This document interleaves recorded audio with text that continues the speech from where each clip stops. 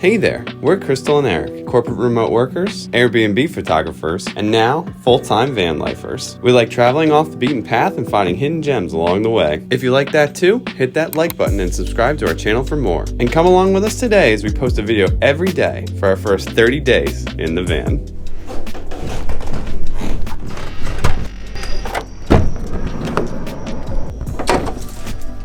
The bug net's up. I never get it closed on the first try. That's good. I have a little bit of an admission to make. It's about 9 o'clock and this is my first time in the van all day today, except for the time that I woke up. That happened because we woke up this morning and said we want to, how do I do this? We woke up this morning and said, it's time to wash the sheets. We've been living in the van for a week. I was sick earlier in the week, just get all of the germs out. And honestly, I woke up feeling really crappy today as well. So I knew from the beginning of the day, I was just gonna be in bed all day because I feel terrible. Because we were washing the sheets, it was just the mattress in here. I didn't want to just lay on that. It was not very comfortable without all the cozy blankets. So we're parked outside of our home base. We're mostly moved out of our home base. There's really nothing left in there except our couch. So I went back in there and I laid on the couch all day. So lesson number one, we need to get a second pair of sheets.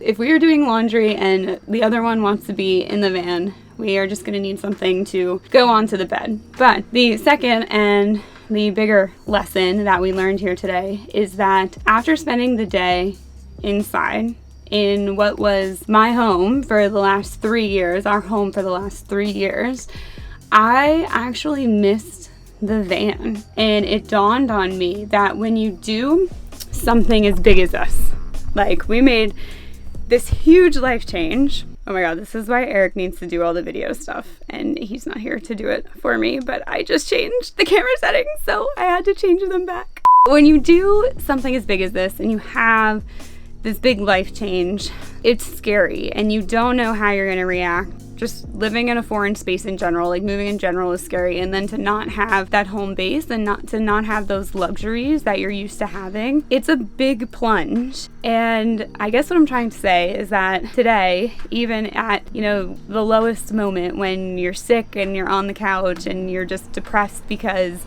you've felt like crap for the last few days, really the main thing I was thinking about is I wanted to get back into the van. And that's a pretty incredible feeling to have when it really could be so many other different feelings. So here we are. I am back in the van and I am feeling really grateful for having adapted to it so soon. It's just really cool, you know, when something feels right and you know, that's what this is feeling like right now. So it's pretty cool and I wanted to share that. That's all. Welcome back. Welcome back to you. Yeah. I'm glad to be back in the van with you. Me too. The van missed you too. Aw, thanks, Van. Vincent Van Gogh. So what has your experience been like in the van? Have you adapted? I have, and I'm still adapting. It's a process, right? I think that it's been surprising to me in a couple different ways. First being how natural of a fit that it really is. I feel like we were kind of made for this, and I'm so excited to be here. But on the flip side, there have been some things to adjust to, I think would be the best way to put it. I'm still a little gun shy when it comes to like using the toilet in here. I mean, it's a pretty small space. But you're on it right now. I know, and that's part of it, right? And it is, and sorry, pick my nose.